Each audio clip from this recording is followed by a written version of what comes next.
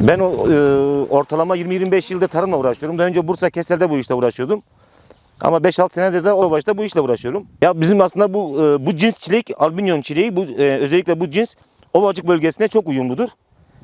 Birçok bölgede, özellikle Mersin'de, Adana'da, ondan sonra Manisa'da, oradaki sıcak bölgelerde yetişen çilek bizim burada da yani bitmek üzereyken bizim burada yeni başlıyor. Bir de çilek hem soğuğu hem de sıcağa uygun, yani bizim mevsime uygun olduğu için, gece ve gündüz sıcaklığına çok uygun olduğu için, serin bölge olduğu için bu bölgeye uyumludur. Çilekte en büyük sıkıntı, çilekte en büyük sıkıntımız şudur. Çok sıcak olması çilekte yapıyor. Yani çileğin döllenmesinde, meyvenin vermesinde sıkıntı yaşıyoruz ama özellikle bizim burada Ağustos'la Eylül arasında çok güzel bir hava şartları oluyor. O zaman daha çilekler daha güzel kalite alıyoruz. Şu gördüğün bu alan ortalama 4,5 dönüm bir yer. Buraya ortalama 20.000 tane yeni fide ekmişiz. Göründüğü gibi bir şekilde 20.000 tane yakın bir fide ektik buraya. Daha önce geçen sene de ben 20.000 tane, 15.000 tane yakında bir Sarıtosun köyü, Omustoşah denilen bir köy var. Orada 15.000 tane falan ekmiştim. Bu hazır fide olarak gelir. Dondurulmuş soğuk difriz depolarında Kırşehir'den, Nevşehir'den, oralardan bize hazır şekilde ufak fideler olarak bu şekilde gelir.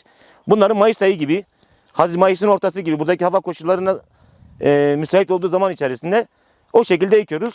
İlk sene sadece kökleme, yani köke çalışıyoruz. Çok ürün almıyoruz ama ikinci sene tam ürün alıyorsun. Ortalama 4 yıl, 5 yıl, hatta iyi bakarsan 6 yıl çilekten aynı yerden ürün alırsın. Bizim Ovacık'ta en büyük sıkıntımız şu anda su sorunumuz. Ciddi anlamda sıkıntı yani suyumuz çok bol, suyumuz çok var ama sıkıntı şudur, suyu tarlalarımızın suya yakın bölgeler olmadığı için, meyil arazilerimiz olduğu için suyu taşımakta zorlanıyoruz. Mazot çok pahalı, özellikle mazotla çok aşırı derecede sıkıntı çekiyoruz. Bazı bölgelerde ben 350 metre Muzur'dan su taşıyorum, 350 metre uzaktan su motoruyla beraber taşıyorum. Suyumuz aslında çok suyumuz var. Ama bu konularda yok. Yani bize destek yok. Bu 4,5 dönüm yeri şu anda yaklaşık olarak 60-65 tane kadın yövmiyesi olarak gitti. Yövmiye olarak söylüyorum size. Bir 30-40 yövmiye de erkek yövmiyesi olarak çalıştık. Yani toplamda burası yani bir 100 insanın çalışması demektir yani, tamam mı? Halen devam ediyor. Çünkü bunun otunu alacağız. Tekrar bunun aralarında olduğu zaman, bıyıklarını olduğu zaman bunun bıyıklarını koparacağız. Yani bu çalışma sezonumuz ta Ekim'in sonuna kadar devam ediyor. Bizim buradaki gençlerimizin artık bu toprakları terk etmemesi gerektiğine inanıyorum.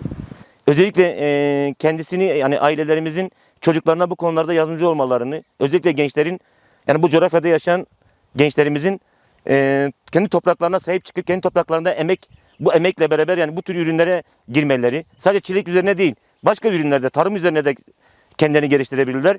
Biz her konuda kendisine de ben yardımcı da olabilirim.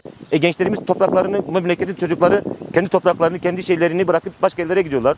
Arkadaşlar istedikleri gibi her tarafa nereye götürürlerse götürsünler, istedikleri analizi yapsınlar, istedikleri nereye götürürlerse götürsünler. Hiçbir kimyevi olarak hiçbir şey kullanmıyoruz. Sadece bizim doğal olarak havamız ve suyumuz. Ama burası Munzur. Ha burada yukarıda Dersim'in güneşi, bu da doğası, işte karlarımız da buraya serinlik veriyor. Olay bu. Dışarıdan gelen çileğin, özellikle hallerden, yani Elazığ halinden, Mersin halinden, Ovacık'a gelen çileğin, ben daha dün bir manavdan gittim sordum. 180 ile 210 lira arasında. Ben şu anda piyasada ben 200 liraya satıyorum, kilosunu 200 liraya veriyorum. Ha dersin çok mu pahalı? Pahalı değil. Ama onlarla mücadele etmek de çok zor. Şimdi dışarıdaki bir adam gübresini veriyor, ilacını veriyor. Her şeysini veriyor. Ben burada dönümüne 500 kilo alıyorum. O adam dönümüne 3 ton alıyor. Benim bu adamla rekabet etme şansım yok yani, tamam mı? Gençlerimiz kendi topraklarını terk etmesinler. Topraklarına sahip çıksınlar.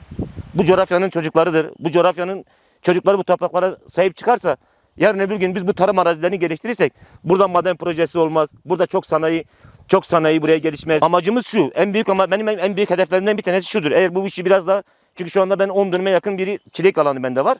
Yani önümüzdeki sene de bu kadar daha yaparsam hem çileğin kurutmasına hem de reçeline yönelmek istiyorum. Yani bunun kurutması da, çünkü bizim buradaki hava şartları nem çok az olduğu için burada çileğin kurutması çok rahat olur. Ve bir de kuruttuğumuz ürünün nem olayı olmadığı için ürünün raf ömrü daha çok uzun olur. Amacımız bu, biraz daha büyütmek. İşte soyma, gulke keymay, meydari koyun ki. Levazu çineme, nuku çineme, soyma ko, gulke keyme. Jurroza hu, eru jütze mamay mı? Jurroza ma milaro nima. İnsan ne buraya vesumanu henu. Kam danu kam. Ma dön amay mı? Ma aslında şehirde ne bileyim? Dön da rampel. İta da hega mega ma çinu. Hegay megay çini. Ma her çiz zahmete koyastu seki mecbur gurlim. Ma ramtana koy zora, vetana koy zora, kerdana koy zora, germu. Zımıstan zerdi koyli semi ruvor varana o işçil.